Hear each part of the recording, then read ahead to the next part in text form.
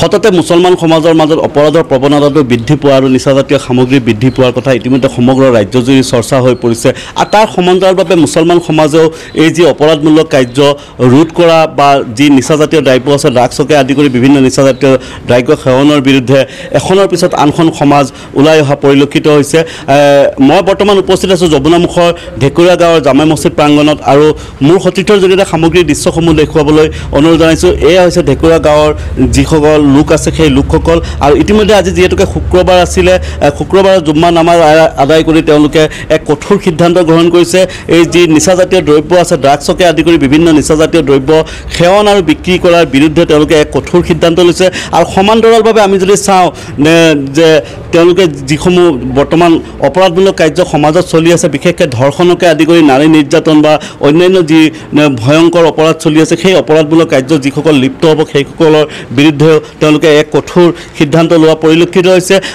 উল্লেখ কৰিব পাৰি যে যোৱা শুক্ৰবাৰৰ দিনাখনৰ যমুনামুখৰ যি আমতলা জামে মছজিদ প্ৰাংগণত আছিল একেদৰে 7খন গাঁৱৰ ৰাইজে মিলি পেলাই এইদৰে কঠোৰ সিদ্ধান্ত লৈছিল আৰু এই যিসকল লোক এইসকল কাৰ্যৰ লগত জড়িত আছে তেওঁলোকৰ বিৰুদ্ধে কঠোৰ হোৱা পৰিলক্ষিত হৈছে আৰু আজিও যিহেতুকে শুক্ৰবাৰ দিন আছিলে আৰু জুম্মাৰ নামাজ আদায় কৰি এই যি ঢেকুৰীয়া গাঁৱৰ ৰাইজ আছে ৰাইজ একত্ৰিত হৈ মছজিদ প্ৰাংগণত বহি তেওঁলোকে আলোচনা মৰ্মে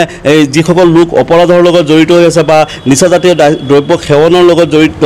থাকিব বা বিক্ৰীৰ লগত জড়িত থাকিব তেওঁলোকৰ বিৰুদ্ধেও কঠোৰ হোৱা পৰিলক্ষিত হৈছে মই ইয়াৰ একাংশ ৰাইজ আছে ৰাইজৰ পৰা কিছু বক্তব্য ল'ম যিহেতুকে দেখা গৈছে যে এখনৰ পিছত আনখন মুছলমান সমাজ ওলাই আহিছে আৰু মুছলমান সমাজত অপৰাধৰ প্ৰৱণতাটো বৃদ্ধি পোৱা বুলি ৰাজ্যজুৰি চৰ্চা হৈছে আপোনালোকে আজি কি সিদ্ধান্ত গ্ৰহণ কৰিছে আজি আমাৰ যুৱ প্ৰজন্মই বিপদে পৰিচালিত হোৱাত আমাৰ পৰিলক্ষিত হোৱাত আমি সকলো ৰাইজ মিলি আমি এখন সজাগতা সভা দি এখন কমিটি বনাইছোঁ কাৰণ আমাৰ যুৱ প্ৰজন্ম যদি বিপদে পৰিচালিত হয় তে আমাৰ উঠি অহা প্ৰজন্ম সন্তানবিলাকো বিপদে পৰিচালিত হ'ব গতিকে আমি সকলোৱে মিলি অপৰাধ নিৰ্মূলৰ ব্যৱস্থা গ্ৰহণ কৰিছোঁ কাৰণ আমাৰ যুৱ প্ৰজন্ম আমাৰ সিদ্ধান্ত হ'ল প্ৰথমে হ'ল আমাৰ যদি ড্ৰাগছ মদ গাঁজা বাং এইবিলাক খোৱাত কাৰোবাৰ জড়িত পোৱা যায় তেতিয়াহ'লে লগে লগে আমাৰ সমাজৰ পৰা বহিষ্কাৰ কৰি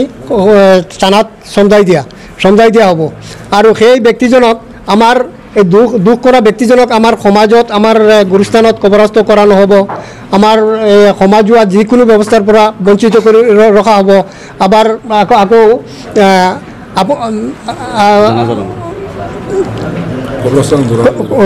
গুৰুস্থানত কবৰস্থ কৰা নহ'ব আকৌ জানাজাত কোনো আমাৰ ব্যক্তি যাব নোৱাৰিব আৰু যদি যি দোষী ব্যক্তিক থানাত চমজাই দিয়া হয় আমাৰ সমাজৰ কোনো ব্যক্তি গৈ পেলাই সেই দোষী ব্যক্তিজনক জামিনত আনিব নোৱাৰিব এইটো আমাৰ সংকল্প লৈ মানে আমি এই সজাগতা সভা দিছোঁ আৰু সভাত আমি 4টা প্ৰস্তাৱ গ্ৰহণ কৰিছোঁ আৰু এগৰাকী লোক আছে তেওঁৰ পৰা কিছু বক্তব্য ল'ব কি সিদ্ধান্ত গ্ৰহণ কৰিছে আমি সমাজৰ এইটো সিদ্ধান্ত লৈছোঁ আজি শুক্ৰবাৰ দিন যিহেতু বৰ্তমান অৱস্থাত যিবিলাক ড্ৰাগছ বাং বা যিবিলাক দুৰ্নীতি চলি আছে বা আপোনাৰ আইন বিৰোধী যিমান কাম আছে আমাৰ সমাজে এইটো সিদ্ধান্ত ল'লোঁ আমি একত্ৰিত হৈ যাতে ভৱিষ্যত যাতে যিবিলাক ল'ৰা ছোৱালী উঠি আছে সেইবিলাক ল'ৰা ছোৱালী ভৱিষ্যত যাতে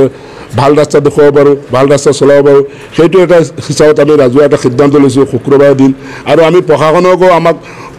পৰা আমি সিদ্ধান্ত লৈছোঁ এইটো তেখেত মৰিলে মানে কবৰস্থানত মাতি দিব নোৱাৰিম কবৰস্থানত জনাজা নহ'ব গাঁৱৰ মানুহ কোনে তাক কবৰস্থানত জনাজা কৰিবলৈ শ্বহীদ নহ'ব তাৰপিছত কোনোবা ৰাস্তা ঘাটত ক'ৰবাত কামত গ'লে তাক কামতে ৰখাব নোৱাৰিব তাৰপিছত সিহঁতক তাক একগুৰীয়াকৈ ৰখা হ'ব তাৰপিছত আকৌ সেইদিন মানে বিয়া ৰাস্তাত তাৰ লগত যোন কৰিব তাকো দোষী হিচাপত তাক মানে একগুৰীয়াকৈ আমি ৰাখিম মানে কেইবাটা সিদ্ধান্ত আমি 4-5টা সিদ্ধান্ত লৈছোঁ ইয়াৰ মাজত হয় ইতিমধ্যে গাঁৱৰ ৰাইজে উল্লেখ কৰিছে যে যিসকল লোক এনেধৰণৰ কাৰ্যৰ লগত লিপ্ত হৈ থাকিব ড্ৰাগছকে আদি কৰি বিভিন্ন অপৰাধমূলক কাৰ্য ধৰ্ষণকে আদি কৰি জঘন্য কাৰ্যৰ লগত জড়িত হৈ থাকিব তেওঁলোকৰ যি কবৰস্থান আছে কবৰস্থানত তেওঁলোকক কবৰ দিয়া নহ'ব তথা জানাজা নামাজ যি আছে ইছলামিক ধৰ্মৰ ৰীতি নীতি মতে সেই জানাজা নামাজত কোনো গাঁৱৰ মানুহে অংশগ্ৰহণ নকৰে তাৰোপৰি যদি কোনো লোক এই অপৰাধমূলক জঘন্য অপৰাধমূলক কাৰ্যত লিপ্ত হয় তেওঁৰ জামিনকে আদি কৰি বিভিন্ন ধৰণৰ যি আইনী ব্যৱস্থা আছে সেই আইনী ব্যৱস্থা লোৱাৰ পৰা বিৰত হৈ থাকিব মোৰ লগত আৰু এগৰাকী মুৰব্বী আছে মই তেওঁৰ পৰা কিছু বক্তব্য ল'বলৈ চেষ্টা কৰিম দেখা গৈছে যে মুছলমান সমাজক অপৰাধৰ প্ৰৱণতাটো বেছি সেইটো ৰোধ কৰাৰ কাৰণে আপোনালোকে কি ব্যৱস্থা গ্ৰহণ কৰিছে আমিতো ব্যৱস্থা লৈছোঁ মানে আমাৰ ডেকেৰা গাঁওখন বিশেষকৈ ডাঙৰ গাঁও 400 ঘৰ পৰিয়াল মানুহ আছে আৰু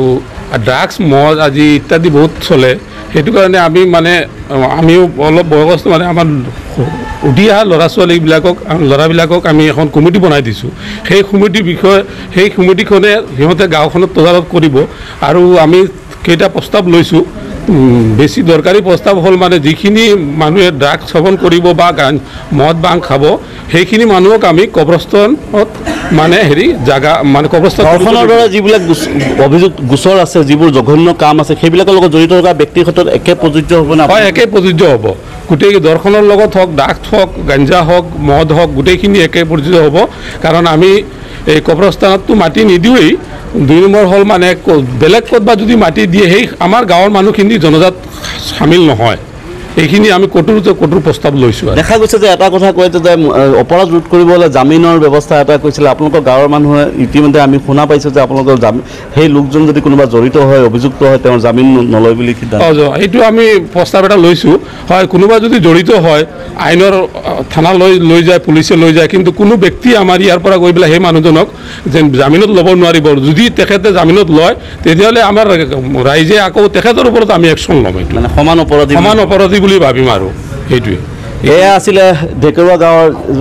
যি মুছলমান সমাজ আছিলে মুছলমান সমাজৰ ৰাইজৰ প্ৰতিক্ৰিয়া আৰু সিদ্ধান্ত আছিলে আৰু এই সিদ্ধান্ত ইতিমধ্যে আজিৰে পৰা কাৰ্যকাৰী হোৱা বুলি পেলাই তেওঁলোকে জানিবলৈ দিছে